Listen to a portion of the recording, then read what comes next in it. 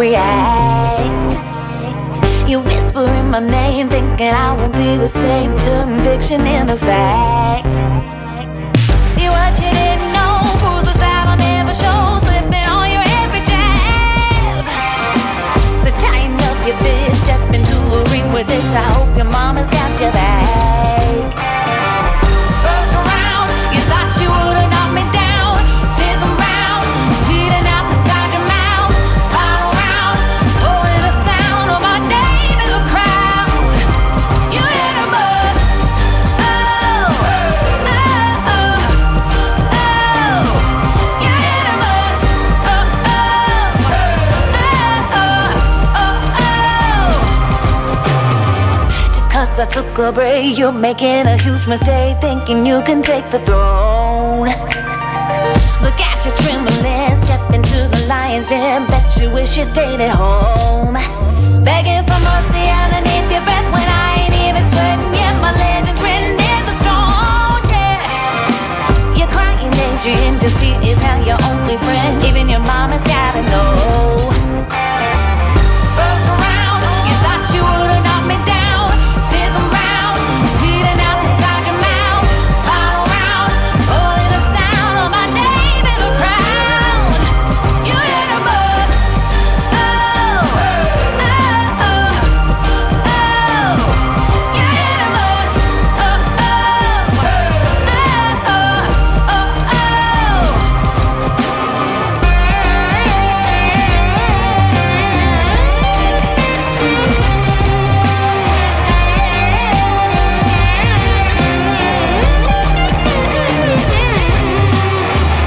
First round, fifth round, final round. Oh, yeah. First round, fifth round, final round. No, no, no, no, no, no.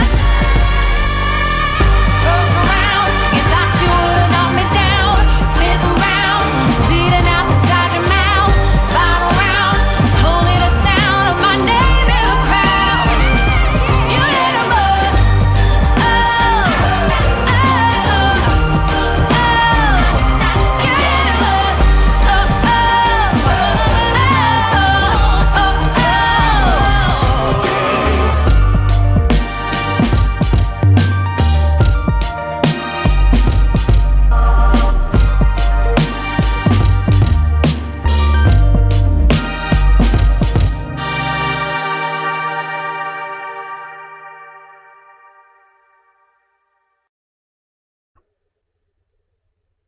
Okay, since we're live, we'll Sorry, we ended up. My bad, folks. Thank you all for coming. We do have operator Starsky, and we will be starting the show in just a minute. Thank you all for joining.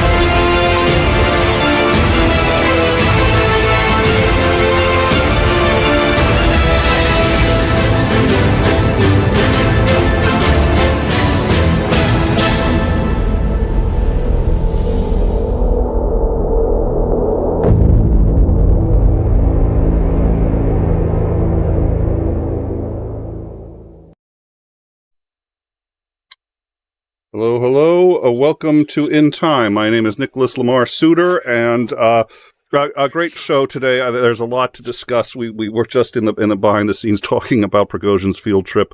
We're gonna We're going to talk about that. We're going to talk about the offensive, how that's going, and lots of things. But first, I'd like to, of course, as always, welcome Commander Lance McMillan and Operator Starsky. Gentlemen, how are you? Howdy. Not bad, not bad. So, Operator Starsky, it's been a little while, but we've been keeping up as best we can without you. So why don't you, assuming we're actually reasonably up to date, why don't you let us know what's been happening in the last weekend or any other interesting tidbits you'd like to let us know? There were quite a few news. I think I should start with the Russian missile strike on Odessa. The city that Russians love and admire, and they always, whenever we talk about Ukrainian situation, they always remind about those Russian terrorists that burned in the House of Labor Unions in Odessa, and they always, demonstrate it as a big tragedy. At the same time, they keep striking Odessa with cruise missiles, killing civilian people. And exactly 1 week ago, on July 23rd, they hit Odessa with numerous cruise missiles and Shahed drones, and among other things, the old church, Sviato-Uspensky Monastery, was destroyed by a Russian cruise missile. Ironically, this monastery belonged to Russian church. And when representatives of the Russian church were asked about their opinion on the Russian strike on the Russian church, they said, well, maybe it's a God will. Who knows?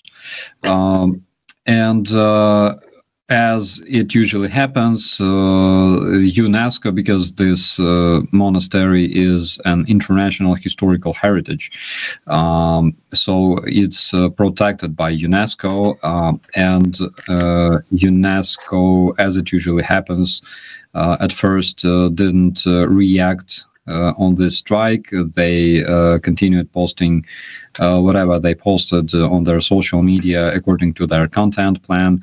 And only, I believe, the next day they reacted, and they promised to send specialists to determine the amount of damage and assess the overall condition of this church.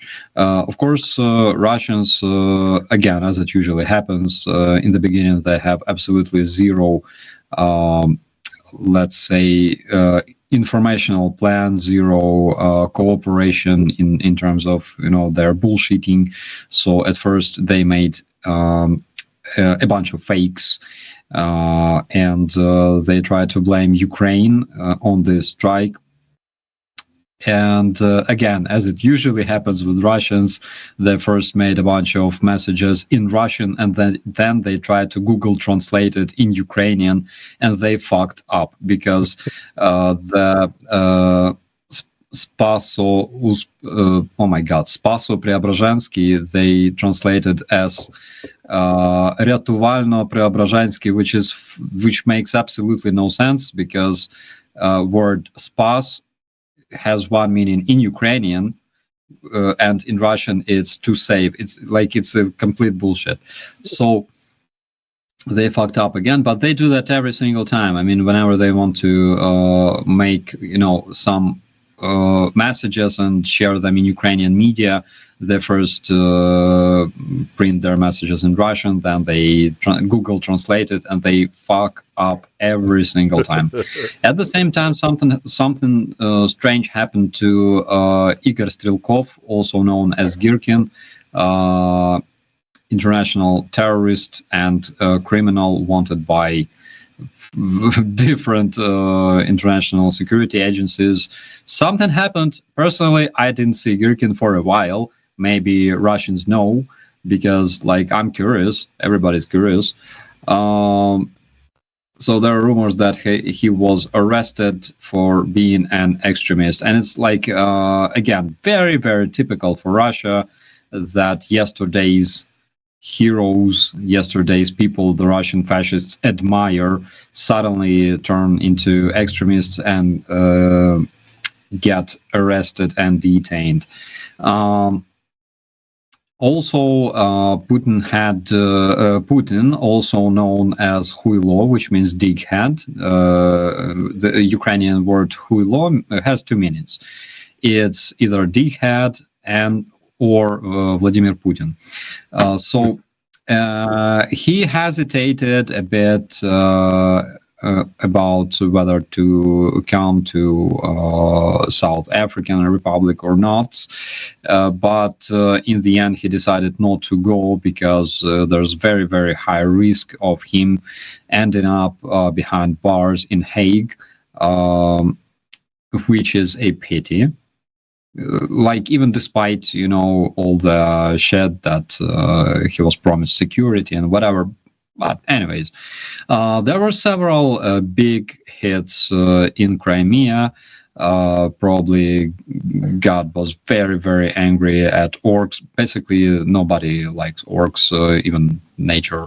So whatever it was, but there were several big explosions in 4 different areas. I believe it was a Veselaya airport, also Simferopol, Sevastopol, Jankoy. There were several additional booms, but those were the biggest ones. And also, drones hit Moscow again, unidentified flying objects. Maybe U.S. government has more information on that. I think there's. You've been watching the hearings. Yeah, the aliens. Yeah. So I think that they will, I don't know, unveil the mystery of those drones that keep striking orcs. My theory is, again, that everybody hates orcs, aliens, God, whatever. There's aliens on the one Alpha thing we know for right sure. Now. Yes, yeah. Please. The one thing we know for sure, according to the Russians, is it wasn't the Ukrainians who fired those weapons. Yeah, it's basically throughout the galaxy now. People on Alpha Centauri are sitting there going like, "We're bored today. What do we get? Have you seen what's happening on Earth? We got to send something over there and just yeah." In any situation, whenever you have doubt, bomb Russians. That's the only way. Also, on my God, what was that day? July 24th. We received information that a bunch of Onyx missiles near Jankoy were destroyed. We know that several hundred of those missiles blew up due to a successful Ukrainian strike, and each Onyx missile, those are fired by the systems of the so-called coastal protection. They're ground-based, and each missile costs between $1.25 and $1.3 million.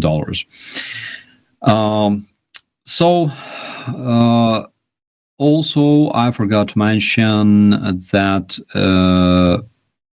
after the huge drone strike on Crimea on July 24th, sorry, it was reported that 3 orcs died, more than 10 were wounded, huge ammunition storage exploded. And also because Lukashenko, the potato puppet of Huilo, also known as Vladimir Putin, stated that Wagnerites are planning basically to invade Poland. So Poland had to react and create a separate unit specifically developed for this.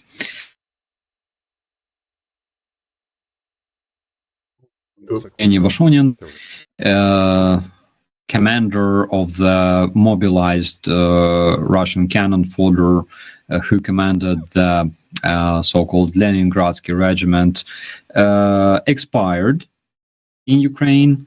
And we also know that Poland and Germany decided to create a separate center for repairing the Leopard 2A4 tanks that will be damaged in Ukraine during the Ukrainian counteroffensive. Also, another very, very good news is that on July 20, was it 25th? Oh my God, yes, it was July 25th.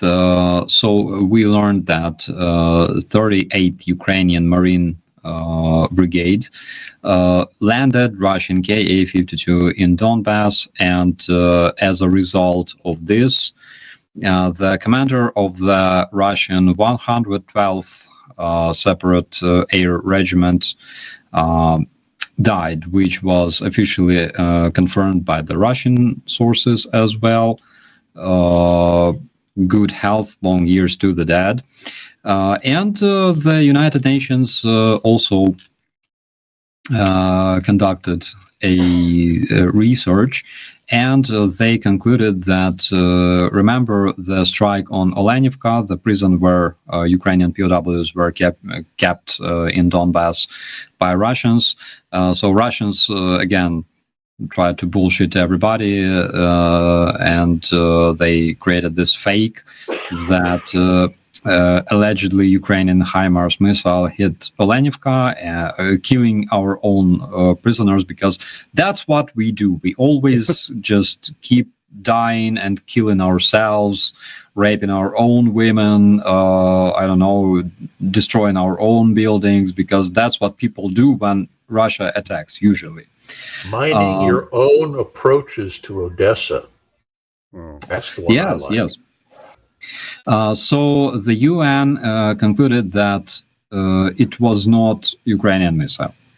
Let me say one thing here, though. The only reason I find that believable is, given the status of the Russian army, if you guys were actually fighting yourselves, that would be the first way to actually make it sporting.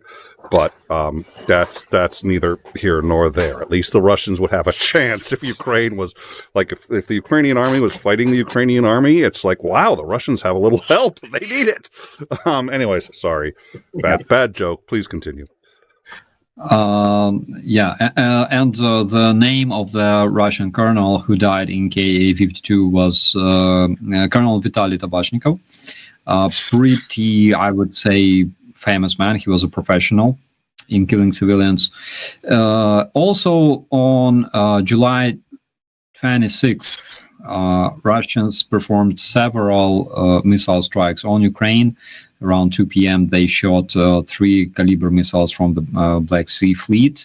Those were intercepted over Vinnytsia, and later we had information about 12 aircraft, but later the Ukrainian Air Force reported about 8 Russian bombers, Tu-95MS, that fired 36 missiles. 33 were intercepted over Ukraine, and also they hit Ukraine in the night by missiles and Shahed drones.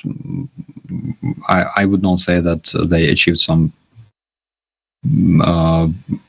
impressive results anyways. And also the Ukrainian media shared some interesting footage that was shown on Russian NTV channel in 2020, showing Russian missile troops training on striking targets. And on the screen of the map that they had, there was a name of Ukrainian city of Starokonstantinov, the one that was hit just several days ago. We know that several kids died, unfortunately, as a result of the strike. So what more I can tell? Basically, I think that's it. All right. Well, thank you very much. We actually have a lot to get into. I know the commander has some questions. I have some. Before we begin. Whoa. Yes, I forgot. I'm sorry. I forgot to mention one very, very important thing. So apparently, some unknown missile hit Taganrog, Russian city today, destroying a building with where the headquarters for their like. It's a bit cringy calling Russian law enforcement police because they have nothing in common with this respectable force. But Russian police office basically was hit today in Taganrog. Again, as usual, Russian media claimed that all the incoming missiles were intercepted. And Taganrog it's located quite far from the front lines. Again, it's very interesting fact that missiles were used to reach that Russian city. But the fact is, Russian media claimed that they intercepted all of the incoming missiles. At the same time, we already have two separate videos showing clearly that it was not the case. Actually, one of the missiles directly hit the building, which means Russians lie. Surprise! Yeah, so I want to get into that for a minute. So there's a number of things I think we should get into. First and foremost, as is the case with every single Friday update that we do, all of our super chats are going to the charity of Starsky's choice. Operator Starsky has chosen the Vatra Volunteer Organization. They distribute aid and supplies to a number of units in Ukraine, including Starsky's own unit. So Starsky's unit will be the beneficiary of, and everything we get from the super chats goes straight to the Vatra Volunteer Organization. So all super chats, any donations made today will go to that. So thank you all for that. There's also, if you want to bypass us, go straight to them. Link to them is in the description. And if you want to let us know just so we can tabulate it, great. If you don't, that's fine too. As long as, and if you want to donate to the Red Cross or anything like that, we of course support any number of just spectacular donations. But that is where we are donating. We've had a number of super chats. We also had a donation of 10 memberships to the channel. We really appreciate that. We're going to talk about that closer to the end because we've got a stream coming up for members. So we hope you guys will come and join us for that. But in the meantime, what I'd like to, Commander McMillan and I discussed this at length yesterday on downtime. Starsky's raising his hand. Oh, yeah, guys. I wanted to tell you about a small update that we just received. So today Russians hit also city of Zaporizhia and Dnipro. Apparently a building in a residential building in Dnipro was hit by the Russian missile. And according to President Zelensky, a building of the Ukrainian Security Service and high-rise residential building were damaged. Also, we know about at least 5 victims of this strike. The services checked all the apartments in the building that was hit, and they found 5 people that were either injured or killed, and we still need to know more details on that. But that's the information as of now. So so that right, I think we have right there both the Dnipro and the Zaporizhia attacks right there. So yeah, that's very current. I was unaware that one of them struck at a civilian building. Big shot. I will say this also for the Russians. I don't want to give them any credit. I don't have to, but I will give them any credit that they get. A backhanded compliment. I don't think they meant to destroy the cathedral in Odessa. I don't think that I mean, I think if you told them right before they fired the missile, this missile will destroy that cathedral, do you still want to fire it? They'd say, sure. I don't think they were avoiding it, but they don't have the accuracy to deliberately target anything. If they try to hit a military structure, they'll hit a civilian structure. If they want to hit a civilian structure, they'll probably hit a military. I mean, this in contrast with the fact that the weapons that are striking in Moscow are hitting their targets, from what I can tell.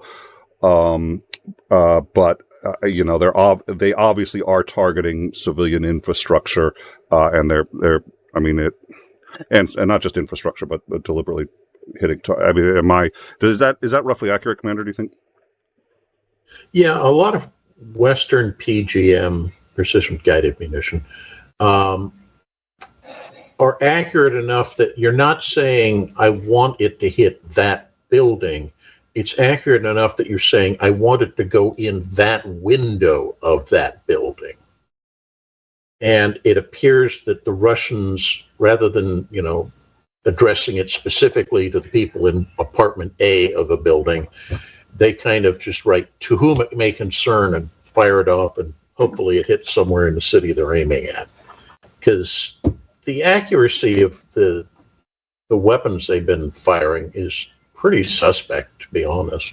It doesn't seem to make a whole lot of sense where they're shooting it, unless it's legitimately they're just shooting and at civilian targets because they want to cause terror. I'm not putting it past them to do that, but it's a really stupid approach for conducting a war. I mean, you're fighting an enemy's military force. You want to destroy the military's ability to resist, and they're not doing it. Yeah, one thing I forgot to mention actually is after creating those numerous fakes about apparently Ukrainian missile strike in Monastery, later the Ministry of Invasion of Russia actually confirmed that it was hit by their own missile, and the excuse for that was that the building of Monastery was, again, belonging to the Russian church, was used to produce the Ukrainian naval strike drones. And according to Russian Ministry of Soil and Toilets, they succeeded in destroying the underground factory of producing those drones in Monastery. For fuck's sake! So I wanted to put this out just because we mentioned it. At some point, you've got to stop believing anything these guys say. Well, and that's what I'd like to talk about. So you and I, Commander, spoke last night quite a bit about a concept that is actually very difficult for a lot of Westerners to understand. You have a history of understanding Russian culture. I have a history of understanding Russian culture, so we're able to talk about it and, understand this. But it's been my experience, a lot of Westerners, when you talk about just how much lying there is and how that's, to Russians, they'd pass a polygraph when saying things that weren't true because they don't even think of it as a lie anymore. And how much reality is shaped by, they genuinely believe that reality is multiple choice and that you get to shape it as you choose. And we'd spoken about this photograph. You brought this up yesterday, where basically when members behind Stalin in this photo were suddenly out of favor, they were heroes. Then when they're out of favor, they don't even exist. And people had to update their the books that had these photos. They were sent updated photos saying, there's an error in your old photo, we need to correct it. And they put out, because Stalin, of course, can't make mistakes and trust in his inner party somebody that they've decided is now an enemy of the state. So they have to literally change reality, at least how people are. So, I mean, this is all 1984. This original photograph was in error, so we have sent you the corrected, updated version showing the truth as we have defined it for this moment. Wait another year, and then we'll paint out the guy on the other side of Stalin, too. But yeah, so, I mean, that's, please. It's part of the psyche. It's part of the mental process that's become so normative in Russian thinking, which is when the state tells you stuff that you know in your heart is utter BS, you just go, yep. I believe it. It's got to be true. They'd never lie to me, because if you ever express doubt, then you may suffer consequences. People in the U.S. who say that the freedom of speech is suppressed in the U.S., I think they need medication, because they don't know what suppression of freedom of speech means in reality. It's when you go out on the street of Russia with an empty banner and you're getting fucking detained for that. Which we've seen before. I mean, we've shown people who have gone out and just to make a point have a banner that either says nothing or just says, I am, human, or my name is, or just a statement that cannot possibly be argued against, and getting detained and arrested for that, just because by pointing out the fact that people aren't allowed to have free speech, by actually saying, I want to say anything in public, you're pointing out that there's no free speech. So, yeah, exactly. It is that fucking bad. And in the U.S., unfortunately, we're starting to see it especially in the right-wing conservative extremists that are, and we've talked about that, so I won't dive into it, but it's really insane. So these are the people who are saying, and in their own propaganda in Russia being believed about what things like you said earlier, Starsky, which is that, it's the Ukrainians killing their own people. It's the Ukrainians who are bombing Ukrainian sites for whatever reason.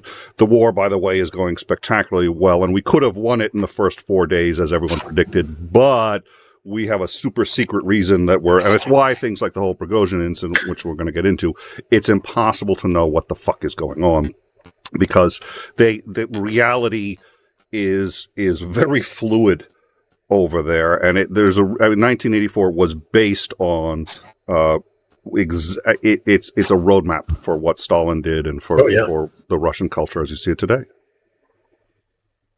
Absolutely. So, all right, we've had a couple more super chats. So let me ask then, what is the status right now of the Prigozhin military, to the best of either of you gentlemen's understanding? What actually happened? Was this a fake coup d'etat that just to give Putin an excuse to clear out his upper ministers and members of the military that he didn't like? Was this legit and then somehow stopped? There are rumors that Prigozhin's going to try again, which seems to me to be utterly, if he didn't make it the first time, he ain't going to make it now. He's been stripped of all his military, but nonetheless, people are suggesting this. What do we make of this? And where is Prigozhin and his military right now? Let's start with Operator Starsky. I believe that his military are in Belarus. We saw evidence. We saw photos of camp that is able to accommodate those troops. We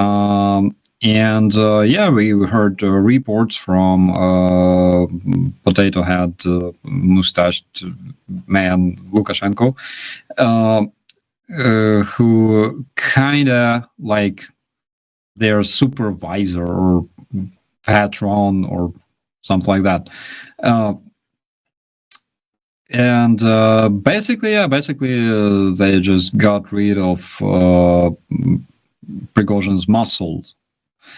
Prigozhin himself, he was seen in Africa during the summit, I believe yesterday or today, because Prigozhin, it's only in Russia you can go out with an empty banner and get arrested, but after an attempt of a coup, killing like 20 Russian pilots, destroying several aircraft, you can still attend such events because your troops are involved into this, and because you're like part of this mafia that is called Russian Federation. So Prigozhin was seen there, and he's doing absolutely fine. Again, I don't think that they meet with Putin often, but I think that Putin wants to continue his agenda in Africa because they receive a lot of valuable resources from African countries, like diamonds, like precious metals and things like that. So they need it. They cannot just lose it. And Prigozhin is responsible for that because he built a system that works flawlessly, letting them receive those resources. Yeah. Commander, any thoughts? Well,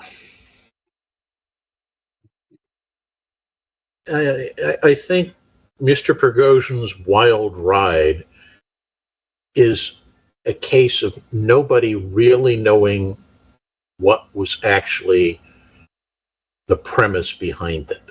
But at the same time, you get multiple stories from everybody who was even peripherally involved about what it was really about. And I don't think we're going to have that sorted out probably for a couple of years.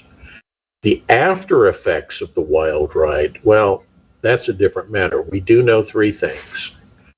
Or three things out what happened to the Wagnerite troops. Some were incorporated directly into the Russian military.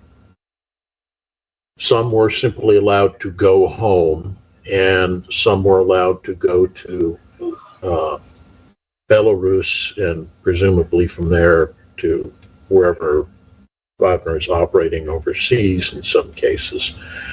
That much we know. What Prigozhin's current status is a mystery because, you know, as you say, you're talking about a country where you hold up a blank piece of paper and they throw you in jail.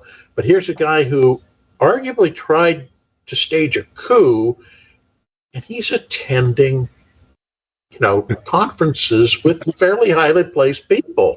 It's almost mind-boggling. So I don't think anybody can really say what the situation is right now. We can speculate, but he also went back to St. Petersburg and picked up, presumably he wasn't able to get all the money because the money was seized, but he was presumably able to get a significant portion of cash that was stashed at the Wagner headquarters, and he was able to pick it up and walk out with it. It's like, okay. Wow. Can you imagine being the poor schluck guard who's posted outside Wagner headquarters in St. Petersburg, and here he comes. Goes in, comes out with a couple of duffel bags, literally with cash falling out the back end, and well, there he goes. I'm not going to do anything. I'm not going to say way above my pay grade. But the coolest thing was, like, imagine what Yanukovych felt like. 2014 revolution in Ukraine. He barely escaped. He went to Russia, to Rostov, and he's like, "Whew, finally safe." Then 9 years later, he's like, "Oh shit." Maybe I'm not so safe.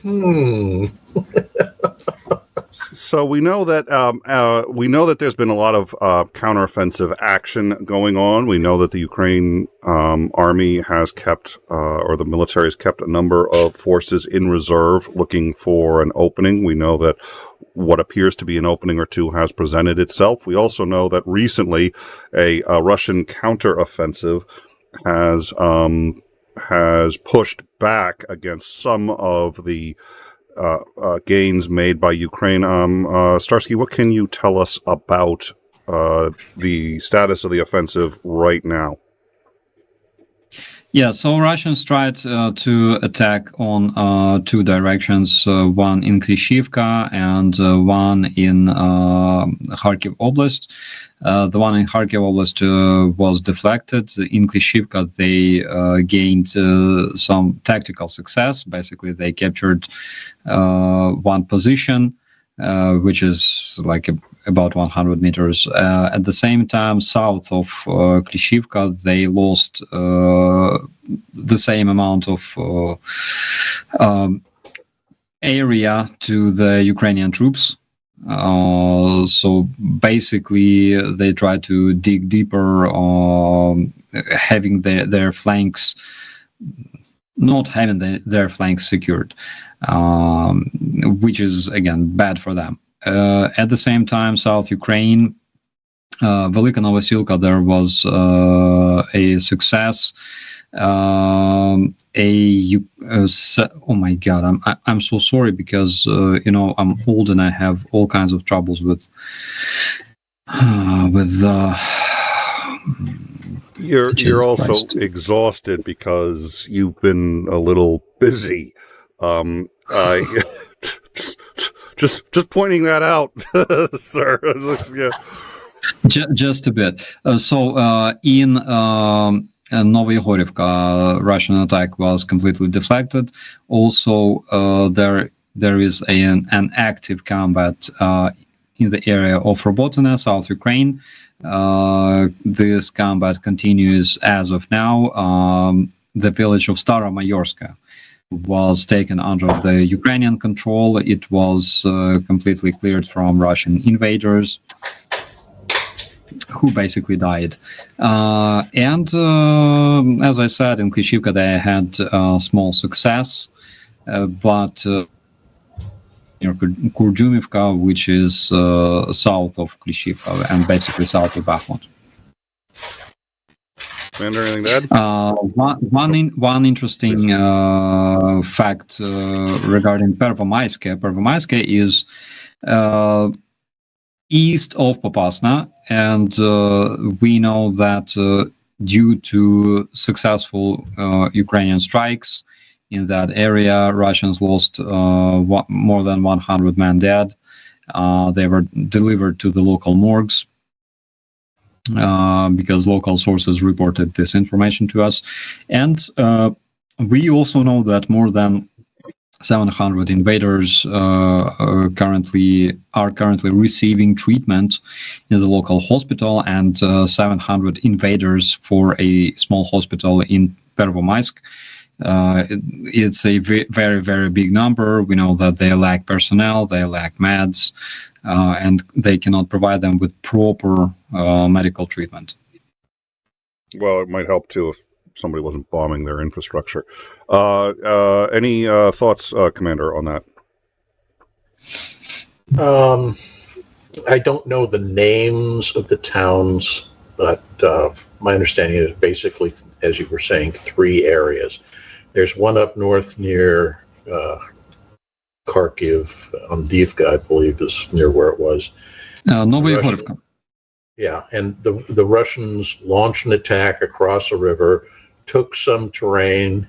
The Ukrainian forces fell back to the high ground, and the Russian offensive effort, which looked like it was doing fairly well initially, suddenly stops because, the reinforcements show up and they stop it. And the speculations that the bridgehead they've established on the other side of that river is so narrow and relatively unsupported on the flanks that it would be easy to knock it out. So if the Ukrainians mount their own counterattack up there, the Russians are going to be forced to just fall back, relinquishing all the terrain they took.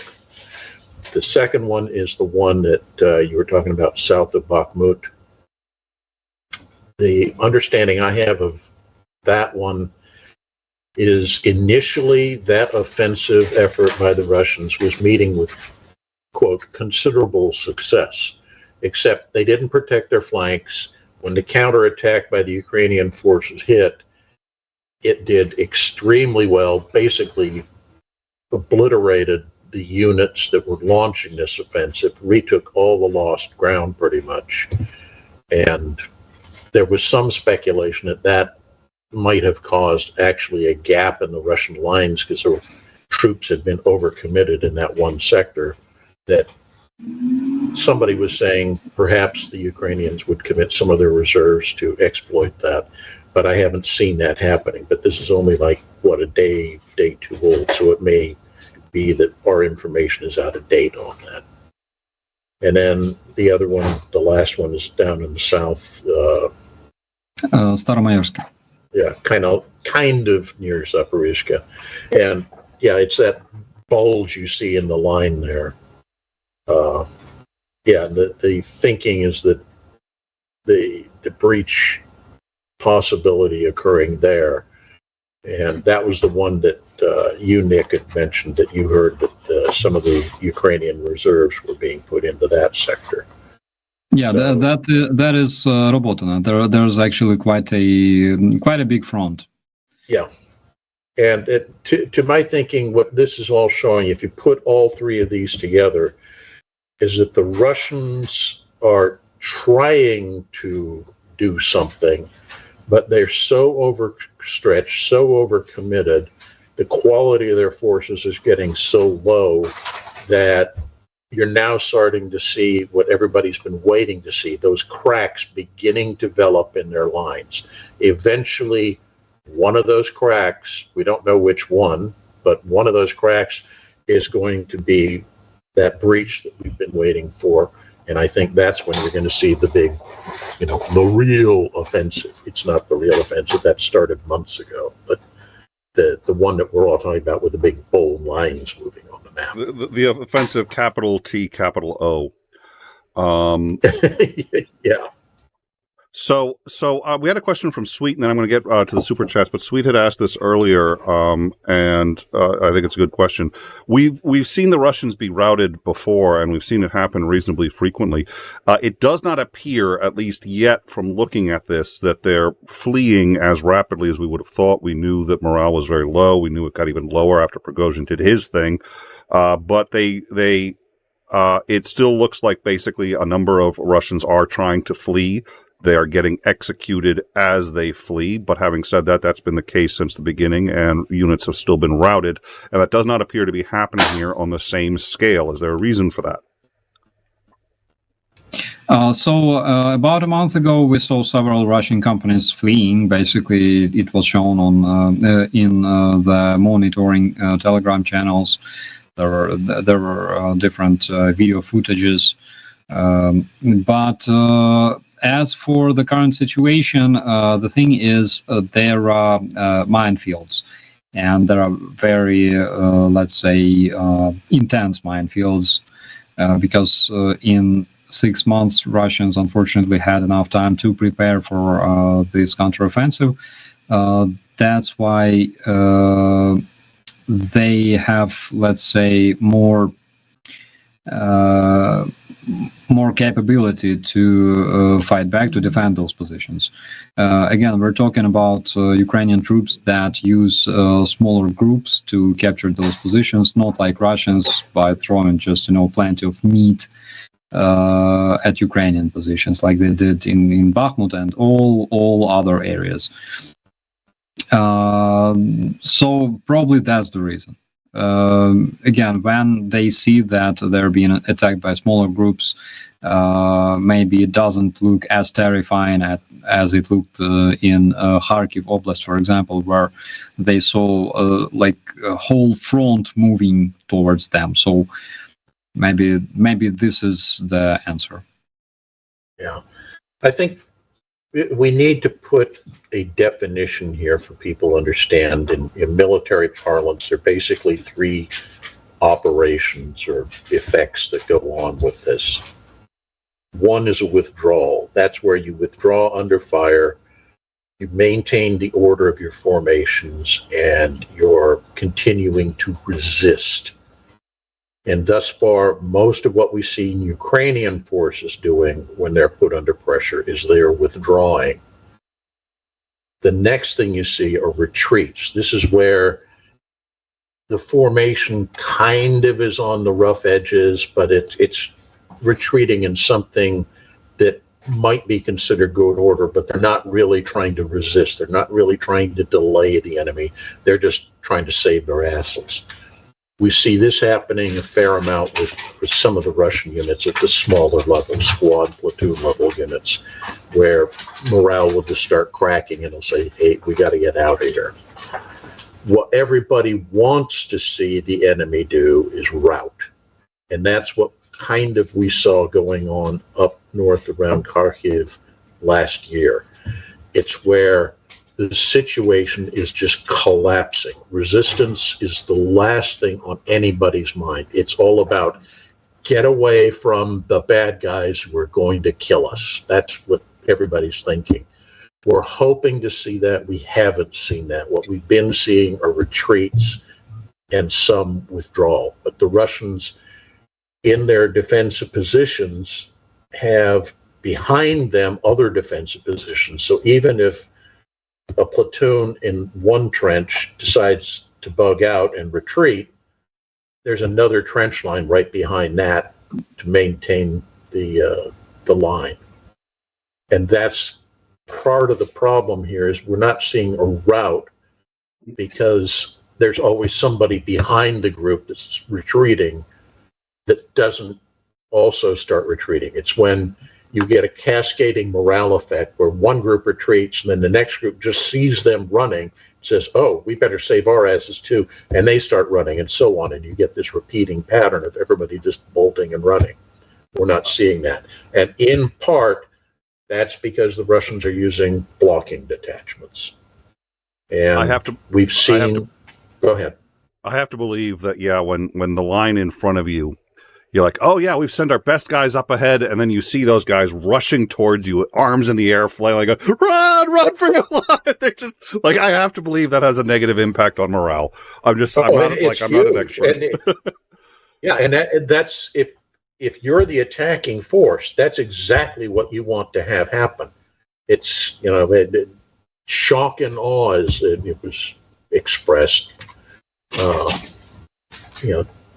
It's you create this sudden massive panic in the enemy ranks, and everybody just starts going, oh, I better run too because I have no chance of surviving.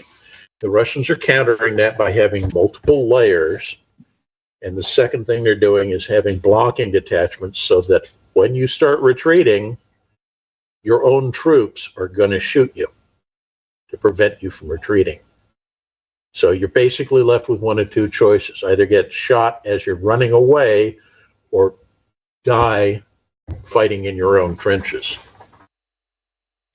And there's some pretty alarming video that's come out from some of the drone footage showing a blocking detachment in operation. And you see Russian soldiers who are trying to retreat, and the blocking detachment comes out and just mows them all down. Yeah, we should probably... and it's such a beautiful destiny of Russian soldier who could literally stay home, drink vodka, whatever, grow beetroots and shit, and I don't know. But at the same time, they are now locked in a freaking trench in a foreign country where everybody hates you, and you either die from a Ukrainian bullet or your own Russian bullet. And I think it's absolutely beautiful. I think I wish like all Russian men would experience this, So we do have on our Discord, we've got a explicit channel for Ukraine. Ukraine has its normal news channel and then an explicit channel, and we do have some of that footage in there. We do air it from time to time. Obviously, we get demonetized and the channel goes up to, or the show goes up to 18 and only, which probably is everybody watching, but it means you have to have a verified account. So we try to avoid it, but I think sometimes you have to see what's really happening. So we'll put some of that footage up, but if you do want to see footage of and some of it is you got drone footage of men turning around, just laying down their arms, running, and then getting shot by other Russians who are just approaching them, see them running, and say, "Oh, these are our guys. It's time to kill them." I know they did something similar at Pickett's charge, but I thought that was bad. So. Let's do LCT gifted 10 memberships. Thank you so much. Ali became a follower. Ali, thank you so much. We really appreciate it. You work very hard for us, and I can't thank you enough. So thank you for everything that you do. Level 70, $13.99, going to the Vatra Volunteer Organization. Starsky, one question. Are you changing your call sign to Sharsky? Sharksky. In the Hollywood movies, whenever you ask like devil his name, he goes, "We have a lot of names." So it's usually, we have to have different call signs. So it's a normal thing. Lynn S, $13.99, Canadian, with a big thanks. Claire Noel, $5. I saw a video of a Ukrainian guitarist harmonizing to the air raid sirens in his city. Does Putin really think he can defeat a people capable of that? We spoke a bit earlier about morale. The Russians have one very serious advantage. Two, actually, serious advantages. The first is a huge population to draw from. That's the first advantage. Second advantage, like it or not, they're willing to take anybody, and they're willing to shoot and kill anybody who won't cooperate with them. And while that does not make them a particularly good country, while that does not make them a good people or anything they should be proud of, in this particular instance, especially given how unpopular this war is, it's an advantage. Commander, you and I have spoken about morale before. What are your thoughts? And then Starsky, I'd like to follow up with on that. But what are your thoughts on the morale of the two countries? And given this, the way the Ukrainians, and I said last night too, I'd reached out to Anna from Ukraine and Anastasia and talked to both of them, and they're living their lives. So what are your thoughts on that as someone who has seen war, the effects of war, and how each country is dealing with it? Who do you want to answer first? Sorry, I'll start with Commander and then get Starsky to do a follow-up. My gut instinct assessment here is the Ukrainian morale. I don't want to offend, but I don't think Ukrainian morale is high. What I think they have reached is a sense of fatalist acceptance that this is a war that they must win, and they will do everything necessary to make that happen. It's not that morale is bad. I think it's different because it's just a realization and an acceptance that we can't give up. We have to continue fighting. On the Russian side, I think we're already seeing chinks in that armor. The Russian morale is obviously sinking because we see units, small units, starting to retreat, desert, surrender in whole. We see acts of sabotage going on inside Russia itself. It sounds strange to say it this way, but we saw crowds that turned out when Prigozhin's wild ride was going up the road, and yay, everybody was cheering, and then they all disappeared once it became evident that the wild ride was over. But up until that point, everybody was enthusiastic because to them it meant we're finally going to get rid of Putin, and there's possibly an end to this madness. So I think Russian morale is really the one that's suffering here, even though they're not the ones that are under constant terror bombardment. If anything, the terror bombardment solidifies Ukrainian will to see this through, because they know the kind of monsters they're dealing with, and giving in to them is in some ways almost worse than continuing to resist. Captain Starsky? I agree with my that. bad. Captain Sharksky. Sharksky. That's harder to say than it sounds. Captain Sharksky. Yes. You know what? Okay, I'm going to stop being silly. Captain Starsky, please. Sorry. Your answer, please. You can call me Captain Star Trek. I agree on that. Ukrainians realize that they're fighting for their survival. And they have advantage, in my opinion, because Russian will to kill Ukrainians cannot be stronger than Ukrainian will to leave. That's why they will not be able to win this war whatsoever. Because no matter how hard they want to eliminate Ukrainian identity, wipe Ukrainian nation from the face of the planet, which they admit this is their main goal, main mission in this war. But they will not be able to do that because we want to leave too much.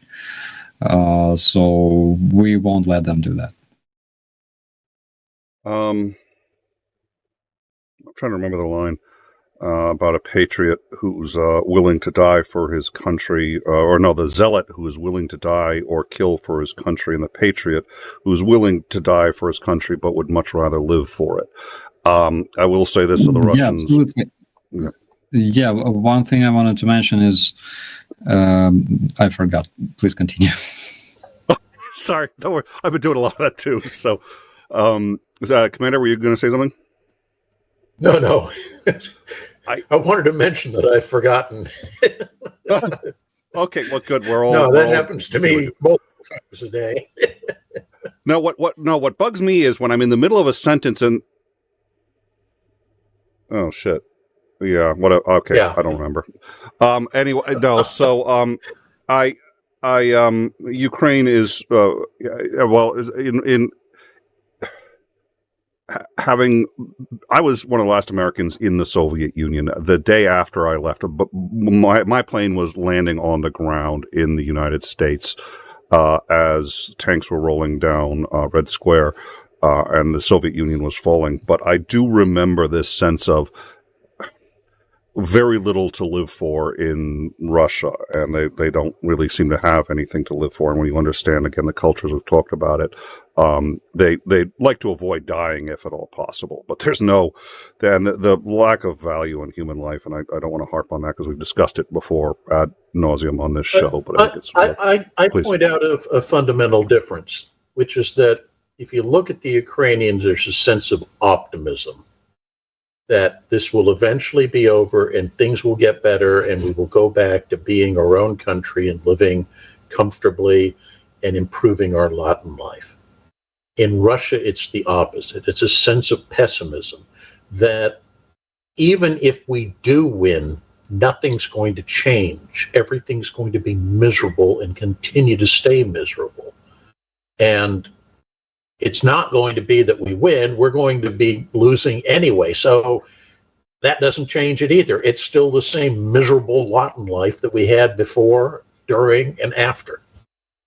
And I think that's the key here, is that when you're living in that kind of a pessimistic view of existence, you don't really have any reason to want to, try to do your best to make things better for everyone. It's just like, scraping by one day to the next. Yeah, and in order to cope with this feeling of being doomed, the Russians are trying to be as atrocious as possible. Yes. Because that's makes it easier for them psychologically. Misery loves company, and there's nothing that they detest more than other people who are happy. And that's actually, in my view, and we can get into the psychology, that's part of the kidnapping of children. It's the part of, it's also genocide. But one of the reasons that that the average Russian who knows what's going on, which isn't a lot of them because, Russia, again, we've talked about information control there, but a lot of the ones who do know, don't take it as seriously because they see all of life as misery. So it's sort of like, well, you're crushing Ukraine. Well, everybody gets crushed. Everybody is constantly being crushed. Who really cares? And it's, oh dear Lord, it's one of those things that Russia will be a problem and a thorn in the side of every country that is genuinely interested in freedom. And I hate fucking saying that because I grew up in the 80s when people were like, well, you're either for freedom or you're not. And I hate using language that oblique that can mean anything. But the reality is, there's nothing they can stand less than other people who are succeeding and enjoying themselves. And it's misery. I agree. All right. So RCT then gifted another 10 memberships and asked a question, which is a good question. I'll get to that in a second. So that's 20 from RCT. Thank you so much. Yvonne Way, 5 Swiss francs. I finally got that one right, saying you're the one. Thank you so much. 1999 from John Webster. You're the man, Starsky, Slava, Ukraine, UA. Thank you so much for that. Another member as well. Katz. Cats UA. Thank you for joining us. I'm going to skip a couple and get to Aussie T2 gifting. Funds go to the Starsky charity. So we've discussed this before. When we first did this, we decided we were any donations, super chats, anything like that made during a Starsky stream during the Ukraine update would go to the charity of his choice. We asked him which charity. He chose the Vatra Volunteer Organization. For the first two shows, so YouTube does take a percentage out of that.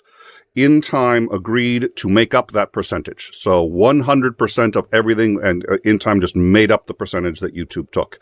I gotta say, we did not anticipate so many people being so generous, and In Time could not continue to match those. So 100% of what we get from the back end from these shows goes straight to that organization. I honestly do not know how the membership gifts work, but my suspicion is, based on how they work, we don't see the revenue from that on this show. So it counts as the membership revenue on this during a particular stream. I don't think it goes that way. I can check into it for you, and you can get a hold of me on the Discord to find out.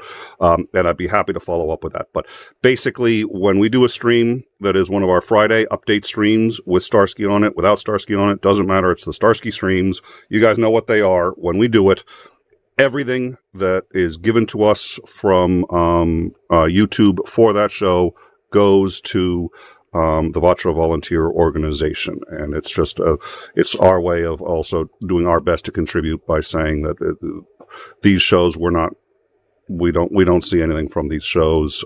It still does support us. It helps us when people super chat. So we're delighted for that, and you help Starsky, and we encourage, if you want to just give directly, go do that. So that's how it works. 100% of what we get from any donations, charities, super chats. I don't believe the way that the memberships work. I don't think they're credited that way. But you know what? Get a hold of me on Discord and we'll find out, because I think that's a good question.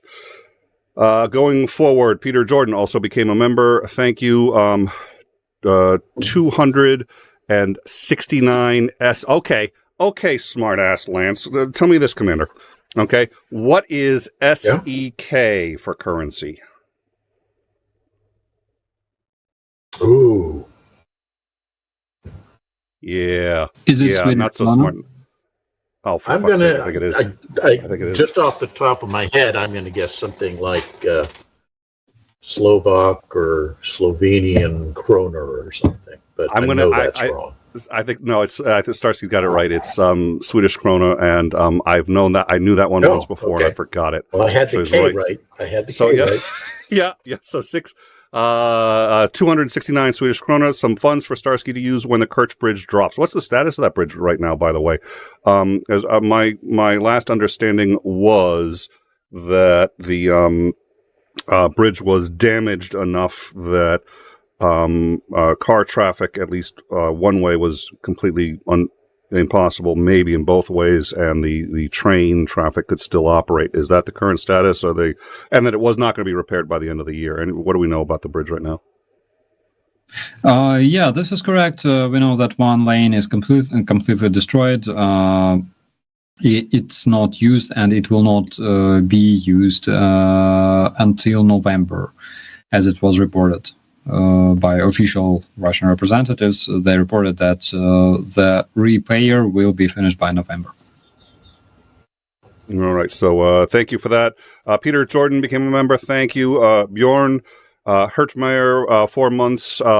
Footage I put in UA hit the dragon teeth line. Somebody was mentioning that, and I'm unfamiliar with that. But that's okay. So that's going to be in the Discord.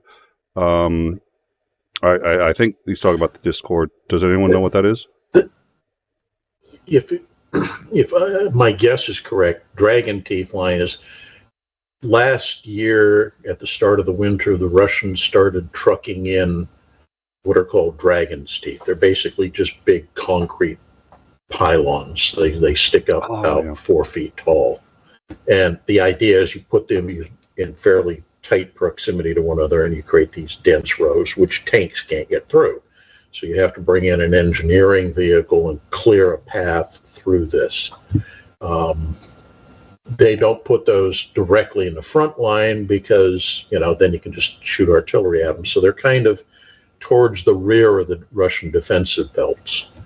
And I think the supposition is that once you hit the Dragon's Teeth line, you're near being all the way through the defensive belt. And once that happens, then you can start your open field running.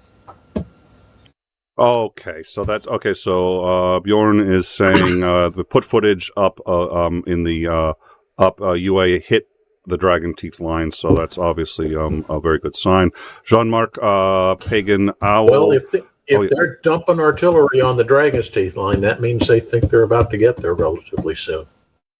You wouldn't be wasting ordnance on it otherwise. That's a good point, right there, because they'll just put it right back, so you don't hit it until the last minute, I would assume. Yep. All right. Okay. Good. Thank you. Ukraine armored seen at Russian defensive line and Dragon Teeth. Also Ukraine Star.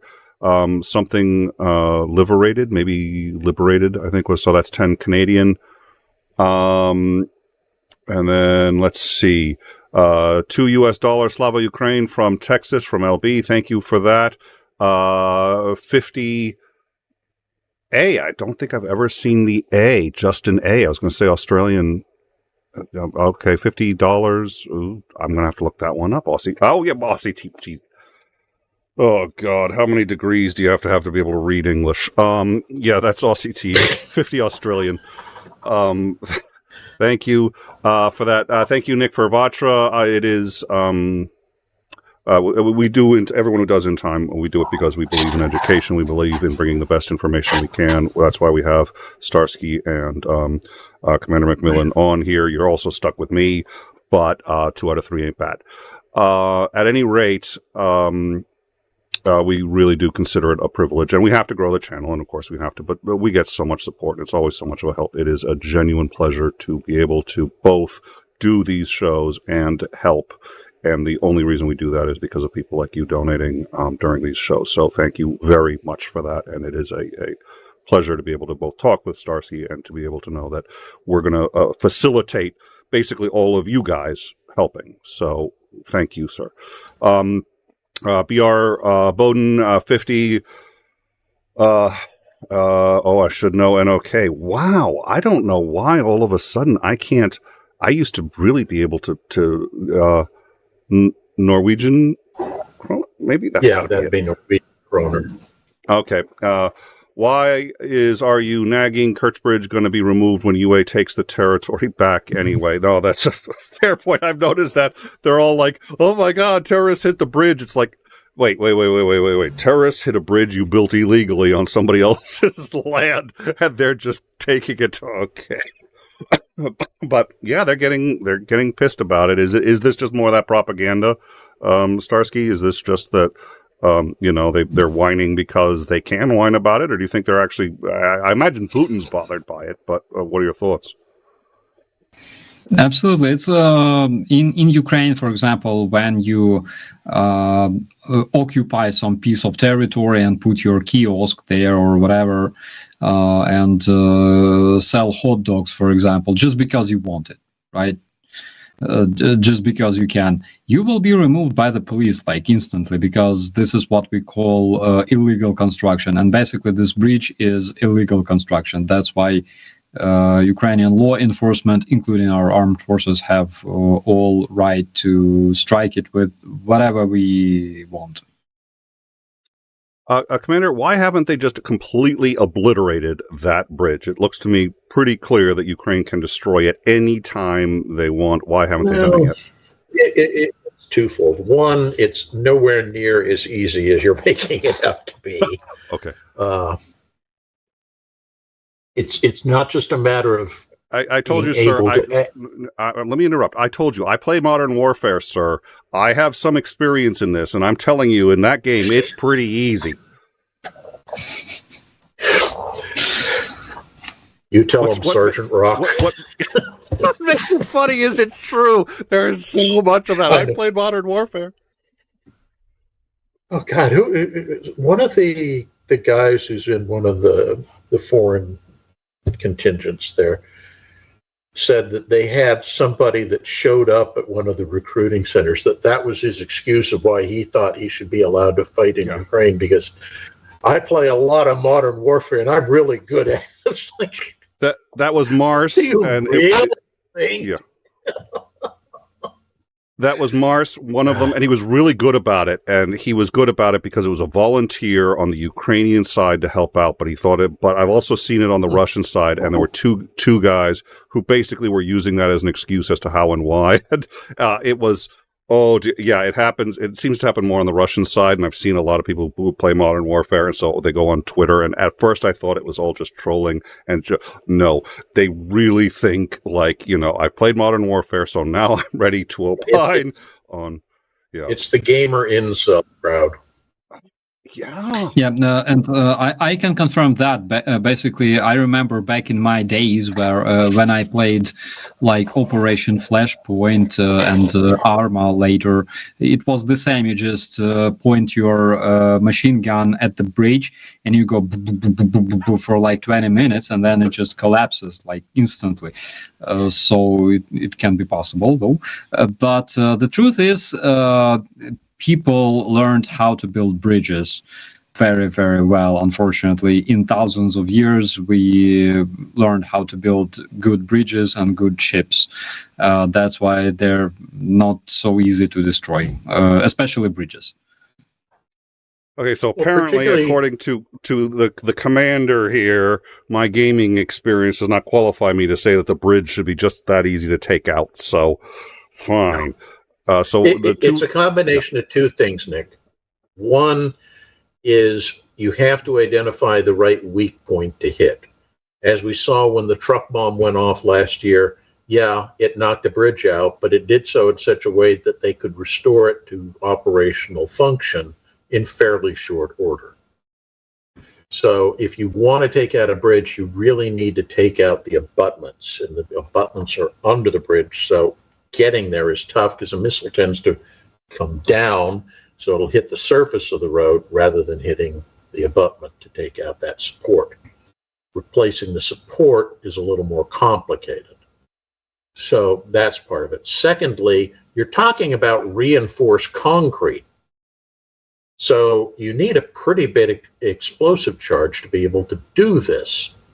And a lot of the precision-guided munitions that get used have comparatively small warheads, maybe 1,000 pounds at the top end. And in reality, if you wanted to really take out a bridge in a convincing manner, so to speak, you're going to need at least a 2,000-pound bomb. And that's difficult to do. Would it be better to take out the bridge now to interdict or to stop supplies coming from Russia to reinforce the troops in Crimea, or would it be better to wait and give them actually let them have an escape route? Okay, so let's go back to our earlier discussion about the difference between withdrawal, retreat, and rout. Okay. Mm. If you take away their ability to retreat such that they have to stay in that trench line, which is kind of what we're seeing at the front lines right now because of the blocking detachments, you really don't have much choice but to stay there and fight and die in place. As long as you leave a retreat route open, there's a good chance that the enemy's going to, discretion is the better part of valor. They're going to want to leave. So as long as there's at least some portion of that bridge that's left intact that they can retreat across, then you might get a situation where they start pulling out. They can use it to ship supplies in, but if you get a big enough crowd running across that bridge in the other direction, getting supplies in isn't going to work. So there's some advantage to leaving part of the bridge intact. But right, and there's also advantage to taking out entirely, because then you basically have cut off any means of resupplying the Crimea. I'm gonna put that scenario into modern warfare, and I'll come up with what the best answer is to that, because it sounds like it's a tough call either way. So I'll get that sorted. Commander 401. I look forward to your insights. my riveting analysis. Yeah. Commander 401, $10. That bridge deserves to be at the bottom of the sea. What an image for Shark Week! Russians being munched at the bottom of the sea by Jaws. Oh, dear Lord. Yeah, absolutely. All right. Well, so I'd like to ask both of you gentlemen what we're going to be... Yes, please. I have two things. One, I want to ask Starsky, assuming the war were to end tomorrow and Ukraine got back all its lost territory, do you think you would want to leave the bridge in place as a conduit of trade, or would you want to just have it totally removed? I think there's no point in having it there because it requires maintenance, unless, I don't know. So first of all, 80 years ago, Nazi Germans who occupied Crimea, they thought about building a bridge. They considered building a bridge between Crimea and Russian territory, but they assessed the territory and they concluded that bridge cannot exist there. And if you build a bridge there, eventually in several years it will just collapse on its own because of specific condition of the bottom of the sea. And the fact that Crimean Peninsula moves itself several centimeters away, like every several years, so it will collapse on its own, and that's why they decided not to build it. It was like 80 years ago. So there's absolutely no point in leaving that bridge intact. It should be destroyed 100% because, again, Russians will be using that bridge to deliver whatever they want to deliver. In Georgia in 2008, they used just a single tunnel to deliver a whole freaking division. So I don't think that it should exist at all. Okay. The second question, which is something we talked about before the show started, which I was wondering if we're going to want to readdress it here. What is the situation regarding the grain shipments? We know the agreement expired last week.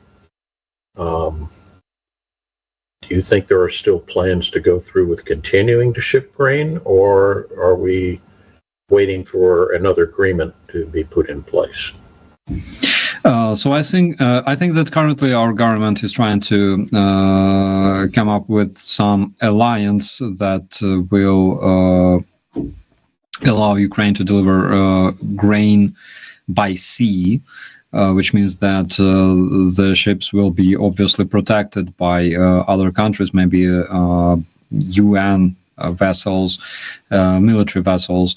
At the same time, they're trying to build an alliance to allow Ukraine to deliver grain by land through European countries. I don't think that Russia will agree on any following agreements in the future. And one of the evidence of that is that Russians are trying to completely destroy the naval facilities in Odessa because all the strikes that happened in the past week, majority of missiles were aimed at docks at those facilities built. Yes, specifically built to load grain, oils, and things like that. So they're trying to have to achieve monopoly on all kinds of shipment using the sea. And what is Putin's ultimate strategy here? What does he care whether or not Ukraine is getting these grain shipments out? I mean, it's feeding starving people. Because Putin obviously wants some kind of new agreement where he would use his own ships that would be, for example, loaded with Ukrainian grain and then delivered by Russia to other countries. For example, for one condition, like lifting sanctions, enabling SWIFT for several banks and things like that. I think that's the strategy. Any thoughts, Commander? And before I do that, so I think there is a super chat that appears to have gone missing. So if, sir, if you want to, Ali, hit me up with that. I don't see it. It's not here on the back end. It does happen on occasion. So, Mr. Jensen, if you want to let Ali know, or actually just tag me and say it, I will read it. I'm not seeing it, but let us know. Anyways, Commander. No, I think Starsky's assessment is correct. I think the Russians are trying to use the grain agreement to leverage for their own purposes. I mean, the two big stumbling blocks that they announced publicly for why they were not renewing the grain agreement again was they weren't being allowed to use the SWIFT payment system for grain shipments, which would have allowed them to kind of circumvent a lot of the financial sanctions. And secondly, that they wanted to be able to use the ammonia pipeline. I can't remember the name of it, but it comes from Russia, who produces like 45% of the world's ammonia, which is used for fertilizer and such. And the pipeline runs to Odessa. And obviously, if you've got a conflict going with these people, it makes no sense that, oh yeah, we're going to, Ukraine is going to generously allow the Russians to sell a major product that gets them revenue through one of their ports. Yeah, that makes no sense whatsoever. One thing is that such agreement gives Russians a lot of opportunities because, for example, Russian ships are not do not have insurance that is required to be docked at around the world at civilized countries. So this gives them opportunity to get this insurance and also receive this insurance for maybe for other ships like those that carry oil, for example.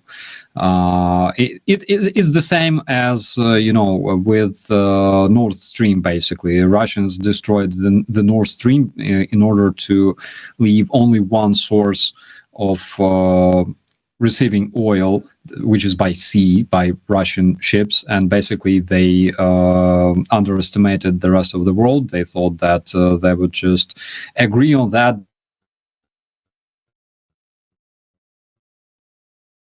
Freeze and there will be like collapse because Europe will run out of oil, fuel, and things like that. Didn't happen. Yeah. And basically after that, price cap was introduced on Russian ships carrying oil, and it was huge defeat for Russian economy. So same thing here. They want to leave only one source of grain available for the rest of the world, which they think will be Russian vessels delivering that grain to other countries, to African countries that are very, very much dependent on the Ukrainian grain, Ukrainian production. So probably that's the answer. And the Chinese. Yes. They were the biggest buyer of grain through the grain transshipment agreement. Well, and I mean, they're weaponizing starving people because basically their goal is, look, when enough people are starving, maybe the idiot humanitarians in the West are going to. Their assumption is that the people in the West, and I believe in that assumption, but I just can't believe that's their operating assumption, is that people in the West care more about human lives than they do. Wow. I wonder how they could arrive at that line of thinking. Yeah. So, we're going to be wrapping it up, but I did want to, and we'll try to get the other, that one other super chat. So once we get that, I'll go with that. But as we wrap it up, I do want to remind people. So, and Ukraine, I think they said yesterday that they believe that they will be. They're hoping that they will be in NATO next year. I'd like to ask you, gentlemen, both about that, and one question. I'll get to that in a second. But we will be having Lieutenant General Benjamin Hodges on twice at the end of the last. Monday and Wednesday in August. We're going to be having him on. We're going to both be discussing Ukraine, and we're also going to do a personal interview and just find out what his life was like growing up, why he went into the military, what the experience has been like that. He was the number 2 guy at NATO. He was the Supreme Commander of all NATO ground forces. He was also the U.S. Commander of all forces in Europe. So it'll be great to talk with him again, and we're hoping to get a co-host Starsky with us for one of those to help us talk with him and have a good show. So if we can coax Operator Starsky there into co-hosting with us, I think that'll be a marvelous show. So we will be having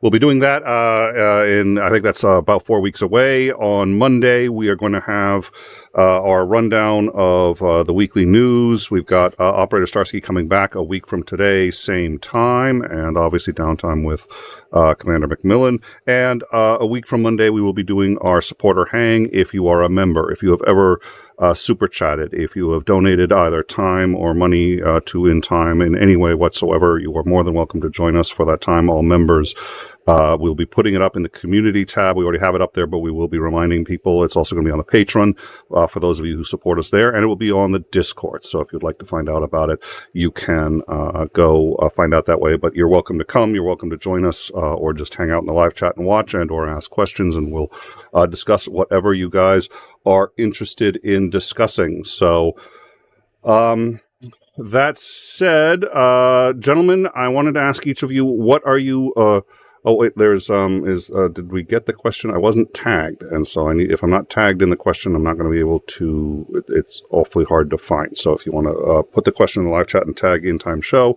I can read the question while we wait for that.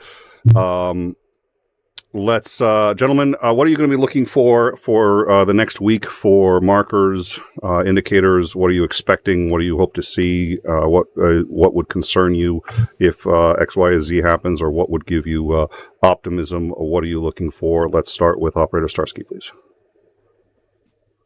Probably we'll be looking for more Russian positions taken by the Ukrainian defenders. Of course, we're looking forward to see Putin dead. I don't know, either eliminated by a predator's window or things like that. So that's our anticipation. Unfortunately, we realize that tomorrow the war will not end, but we all hope that it will. All right, Commander, what for your assessment of how the war is going, what are you keeping an eye on for the next week? The things I would be paying the closest attention are two things. One, to see if there's a penetration of the main Russian defense line beginning to develop. There, I think, are signs that it may be finally getting to that point.